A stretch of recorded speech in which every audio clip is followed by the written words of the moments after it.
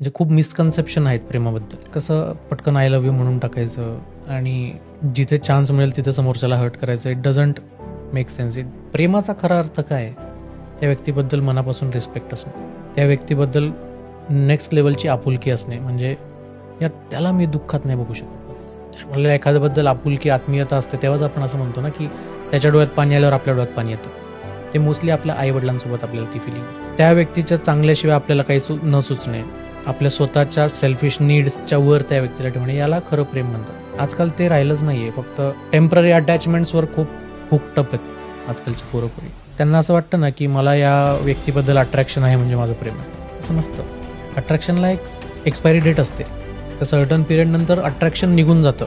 Example घ्यायचं झालं तर फोन घे. आपल्याला एखादा फोन, एखादं घड्याळ खूप जास्त हवं असतं आपल्याकडे ते नसताना.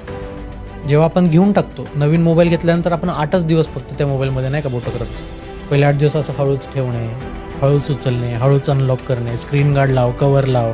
पण 8-15 दिवसानंतर काय होतं, आसलाच फेकतोय दुरून बेडवर. अट्रॅक्शन पण तसंच आहे. एका पिरियडनंतर अट्रॅक्शन ना संपून जातं किंवा कमी होतं ते. त्यानंतर उरतं फक्त रिस्पेक्ट. जर तुमच्या मनात त्या व्यक्तीबद्दल रिस्पेक्ट आहे ना, तर ते अट्रॅक्शन आणि ते प्रेम जे आहे, जी फिलिंग आहे ती कुठंच जाणार नाही. सगळ्यात मेजर आणि सगळ्यात प्रायमरी कंपोनंट हा रिस्पेक्ट असतो कुठल्याही रिलेशनशिपमध्ये.